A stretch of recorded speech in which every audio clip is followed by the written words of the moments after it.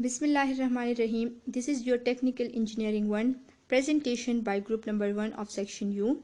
I am Sophia Server and my other group members are Khizr Hayat and Dure Kamla Siddiqui. We all tried our best to prepare this presentation and we all participated in preparing this presentation, and now I'll be presenting it. So the topic of our presentation is various soil compacting equipments that are used in the field for the compaction of the soil. In this presentation, we will give a brief overview about what is soil compaction, why we do soil compaction, what are the different type of equipments that are used in the field for compacting of soil, their purposes and uses, and we add some animations and pictures for better understanding. Now, first of all, we will see that what is soil compaction. Soil compaction, it is basically increasing the density of the soil by some mechanical means by applying some forces.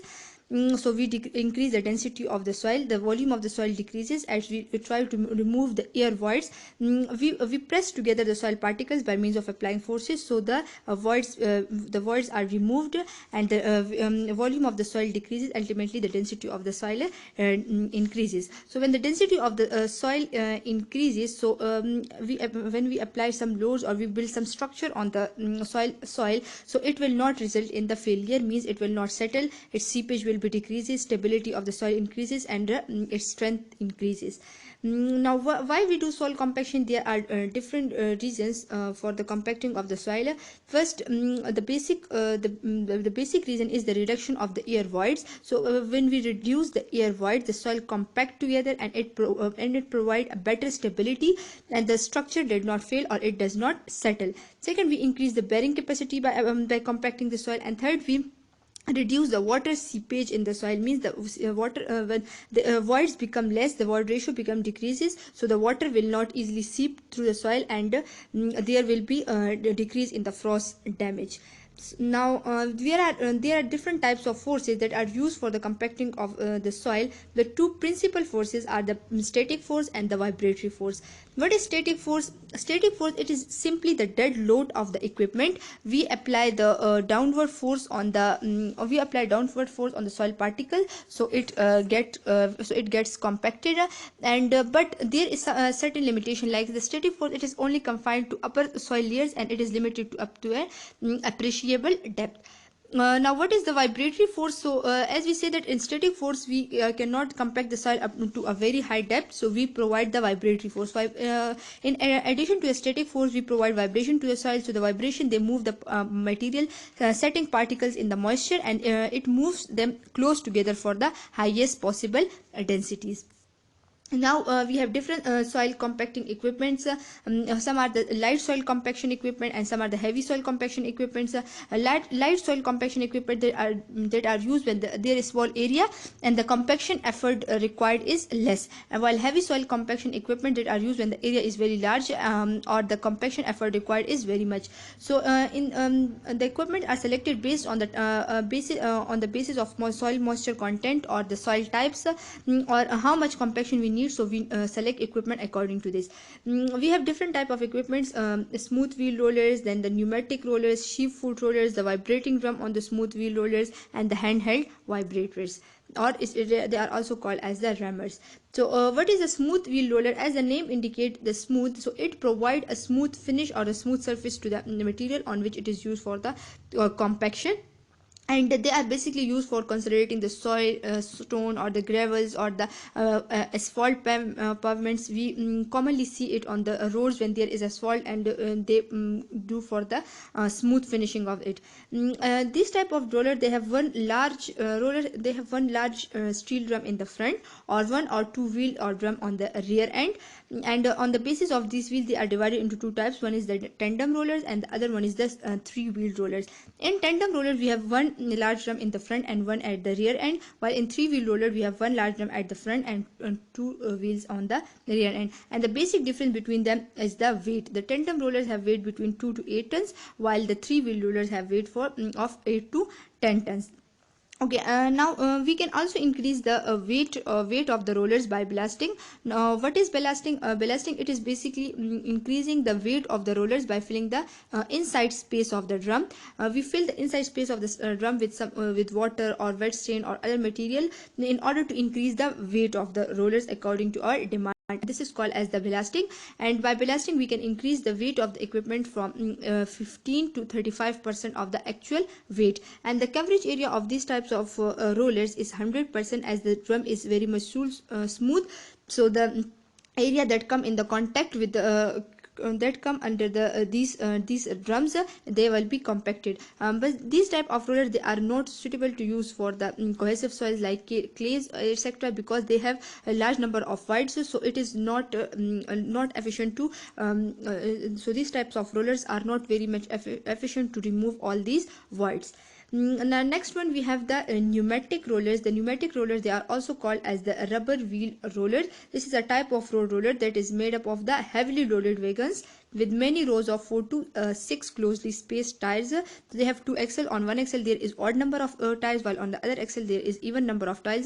The odd and even number is because of this, that there is gap between the tires, so that gap is being filled by the other one axle that have one large number of great number of tires in the front end. And the coverage area of this type of roller is 80%. Their tire pressure is approximately 7 kilogram per centimeter squares. And there is pressure in the tire, so this is used for the compaction of the soil. And this type of rollers, they are suitable for soft base materials or layers of loose soil and closely grained soils. It can also be used for the compaction of the cohesive soils, but there is a moisture content needed which is 2 to 4%, but this should be below the plastic limit of the soil.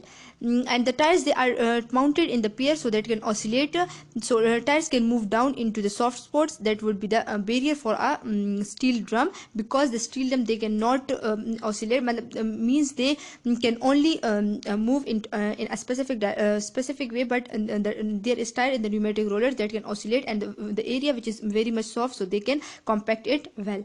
Now other one we have the uses of the pneumatic rollers. They are used for the compaction of coarse grained soil with some fines, in layers of loose soil, in compaction of the concrete, for cold mix pavement, or used in the cold laid bituminous and asphalt. Next one we have the sheep foot rollers. So in sheep foot rollers there is also a drum, but this drum have some outward projection that are called as the lugs or the feet. That is why they are called as the sheep foot rollers. They are of different the sheep means that projections are can be of different sizes, or they can be of different shapes. And these types of rollers, they are more efficiently used for the compaction of the moist or wet clay, because they compact the soil by the kneading effect. Now what is the kneading effect? Kneading effect is same as we take the flour and we add water and we knead it. Same is the case with this type of roller. They compact the soil with the kneading effect, so as they have projection, they can knead the wet soil or the wet clay or very well. And the area of the lugs, it can be vary from 30 to 80 centimeter. Its coverage area is 8 to 12%, because the soil that come only under the projection, it will be compacted, other will be not compacted. And it is mainly utilized for the compaction of the cohesive soil, like it is used for the compaction of the soil on the embankments, or basically the dams, roads, the subgrade layers, etc. Now we have the vibrating drum on the smooth wheel roller. As we say that smooth wheel roller, they are not very much efficient to use in the cohesive soil, because they have the large number of voids which cannot be removed by only the use of the smooth wheel rollers or the static force. So we use the vibrating drum on the smooth wheel rollers, means we give them vibrations vibration to the soil, so from the combined effect of the static force and the vibrating force, the voids can be removed efficiently. And the main purpose of this vibration is to reduce the air voids and cause the densification of the granular soils. Next we have the handheld vibratory plates or rammers. So as we say that there are two types of vibrators, two types of compacting soil equipments. One is the heavy one and one is the light one. So we select this on the on the basis of our scope of work. So these handheld vibratory plates or rammer, they are used in those areas where there is obstruction. That means we cannot compact the soil by means of the heavy rollers. So they are being used as they are the light equipment, and they can be handled, they are portable, we can carry them to any place, in any desired place. So they are being used, and they compact soil mechanically using the high impact forces. So they are very much efficient for the compacting of the roads and pavement where they need strong soil compaction. And the ideal source for the vibratory rammer, it must contain around 30% moisture, so it can compact the soil very much efficiently. So we say that they are used in the trenches, like when there is an obstruction, when there is a obstruction, we cannot provide the heavy compaction equipment, so we use the rammers or the vibratory plates. Thank you so much for listening.